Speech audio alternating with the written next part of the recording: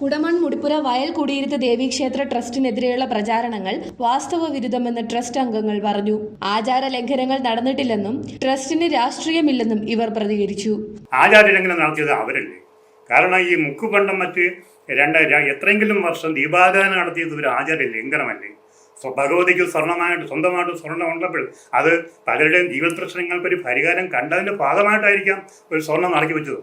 അപ്പം അത് ആ സ്വർണം ചേർത്താതെ പകരം മുക്കുപണ്ടം വെച്ച് ദീപാരാധന നടത്തുമ്പോഴത്തേക്കും അതൊരു ആചാര ലംഘനമല്ലേ? അപ്പം ആചാര ലംഘനം നടത്തിയത് അവരോ നമ്മളോ? ഈ ഒരു വയലിൽ ഒരു കുടിയിരുത്തും ഒരു കുരിശി. ഇപ്പം അത് രണ്ട് കുടിയിരുത്തും രണ്ട് കുരിശിയാവുകയല്ലേ? അത് ആചാര ലംഘനം അല്ലേ? ഇപ്പം നമുക്ക് പെട്ടെന്നൊരു സുപ്രഭാതത്തിൽ നമുക്ക് തോന്നിയൊരു ആശയമായിരുന്നില്ല തിരുമുഖം വാങ്ങി കുടിയിരുത്തണമെന്ന്. കാരണം ഇവർ തിരുമുഖം മുട്ടുതരാതെ ഇരിക്കുകയും നമ്മൾ ദിവസം നോക്കുകയും പാട്ടുകാർ ഉൾപ്പെടെ സകലവിധ സംവിധാനങ്ങൾ ഏർപ്പാടാക്കുകയും ചെയ്തപ്പോഴത്തേക്കാണ് ഇവർ തിരുമുഖം വിട്ടുതരാതിരുന്നത്. അപ്പം നമ്മളെന്ത് ചെയ്തു?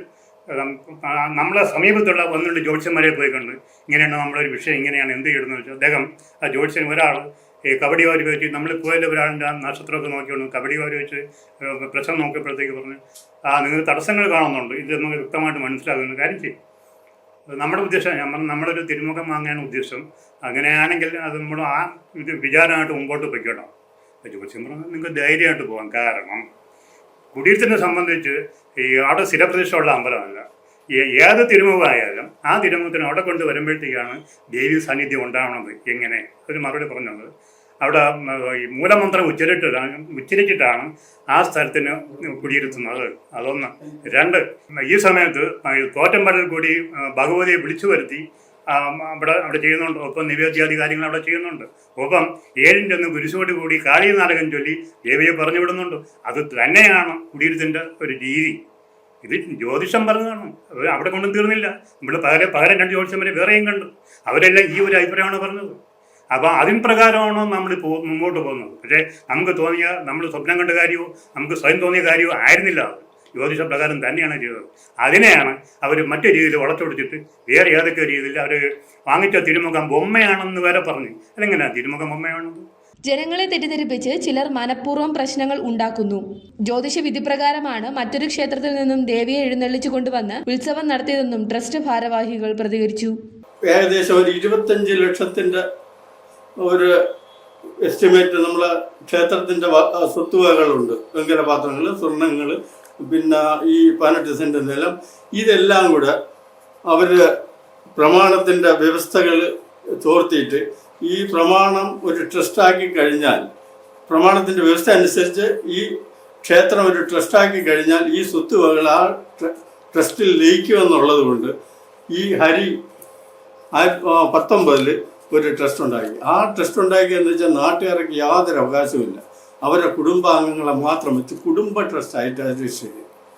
ആ ട്രസ്റ്റിൽ ഈ ഉത്സവം നടത്തിക്കൊണ്ടിരുന്ന പയ്യന്മാർക്ക് മറ്റ് സാമ്പത്തിക സഹായങ്ങളൊക്കെ ചെയ്ത് ഇതിനെ കൂടെ സ്റ്റാൻഡിലെടുത്തുകൊണ്ട് അവരെ കൊണ്ട് ഈ ഉത്സവം നടത്തിക്കുകയും ഇതിൻ്റെ വരുമാനം ഈ ഹരി എന്ന് പറയുന്ന ആളിൽ ചെന്ന് ചേരുകയും ചെയ്തു. അങ്ങനെ അതിൻ്റെ ഒരു മറവിലാണ് ഈ പ്രമാണം നടത്തി 19 ഈ ട്രസ്റ്റ് നടത്തി ഈ വസ്തുവകൾ അത് ലയിക്കുമെന്നുള്ള ആ ഘട്ടം വന്നപ്പോഴാണ് ദേവി തന്നെ ഇവരെ കൊണ്ട് ആഭരണങ്ങൾ മോഷ്ടിക്കാനുള്ള ഒരു സാഹചര്യം ഒരുക്കിയെന്നാണ് ഞാൻ വിശ്വസിക്കുന്നത്. അങ്ങനെ ഒരുക്കുകയും അത് ജ്യോത്സ്യം വഴി പുറത്താവുകയും ആ വ്യവസ്ഥകൾ വെച്ചിട്ട് നാട്ടുകാരൊക്കെ കൂടെ ചേർന്ന് ഒരു വിചാരണ ഈ സ്വർണത്തിനെ കുറിച്ച് ചോദിച്ചപ്പോൾ അവരെല്ലാം അത് തിരിച്ചു തരാൻ തയ്യാറായി. അതെല്ലാം പറഞ്ഞു കഴിഞ്ഞു. ഒരു കേസിലോട്ട് പോകാനുള്ള അന്ന് ഒരു അടിസ്ഥാനപരമായിട്ട് ഒരു ട്രസ്റ്റോ അല്ലെങ്കിൽ അത് ചോദ്യം ചെയ്യാനുള്ള ഒരു ഉപാധികളോ അന്നില്ലാത്തത് കൊണ്ട് ആ FIR ഇട്ട് ആ കേസ് മുമ്പോട്ട് കൊണ്ടുപോകാതെ അത് രാജിയാക്കി കൊടുക്കുകയാണ് ചെയ്തത്. പിള്ളേരെ രക്ഷപ്പെടുത്താൻ വേണ്ടി നാട്ടുകാരെല്ലാം കൂടെ അങ്ങനെ ചെയ്തു. അതിന് ശേഷമാണ് അവരെ കൊണ്ട് ഇത് പറ്റൂല എന്ന് നമ്മളൊരു പൊതുയോഗം വിളിച്ച് പറഞ്ഞ് ഈ ട്രസ്റ്റിൻ്റെ ഈ ഉത്സവത്തിൻ്റെ എല്ലാ റെക്കോർഡുകളും സ്വർണ്ണാഭരണങ്ങളും പ്രമാണം ഉൾപ്പെടെ പത്രത്തിലെഴുതി നമുക്ക് തരുന്നത്. ഇപ്പം നടത്തുന്ന ഈ കമ്മിറ്റിക്കാർ, അതായത് ഞാനാണെന്ന് പ്രസിഡൻ്റായിട്ടിരിക്കുന്നത്, എന്നെയും സെക്രട്ടറി ഒരു ബാബുട്ടെന്ന് പറഞ്ഞു ഞങ്ങൾ രണ്ടുപേരെയും ഇത് ഏൽപ്പിച്ചത് ഇപ്പം നടത്തുന്ന ഈ പയ്യന്മാർ തന്നെയാണ്. അത് വ്യവസ്ഥാപിതമായിട്ട് പത്രത്തിൽ എഴുതി തന്നിട്ടുണ്ട്. ഭക്തജനങ്ങളുടെ വികാരങ്ങൾ ചൂഷണം ചെയ്യുകയാണ് ചിലരെന്ന് ആറ്റിങ്ങൽ നടന്ന പത്രസമ്മേളനത്തിൽ ഇവർ പറഞ്ഞു.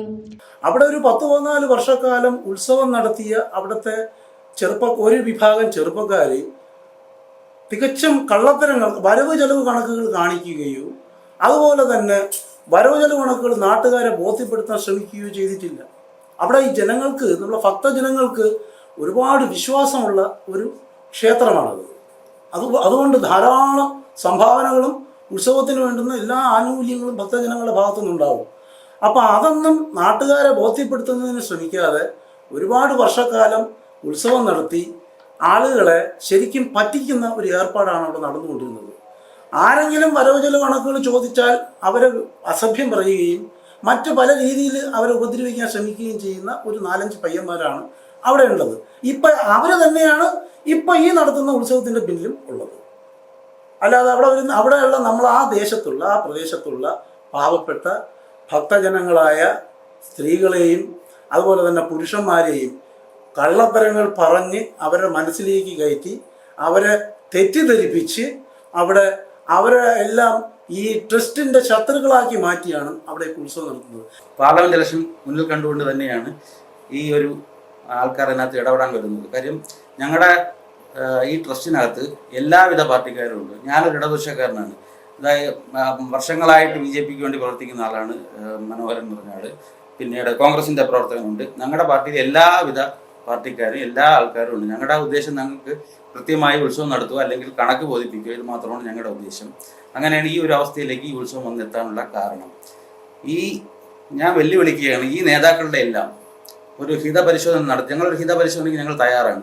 ഈ നേതാക്കളെല്ലാം വിളിച്ചു വരുത്തി ഈ സ്വർണ്ണാഭരണ മോഷണം ഉൾപ്പെടെയുള്ള കാര്യങ്ങൾ ഉന്നയിച്ച് പൊതു ചർച്ച ചെയ്യാൻ ഇവർ തയ്യാറാണോ? ഇത് ഞങ്ങൾ വെല്ലുവിളിച്ചുകൊണ്ട് തന്നെ ചോദിക്കുകയാണ്. ഭാരത് വിഷൻ, ആറ്റിങ്ങൽ.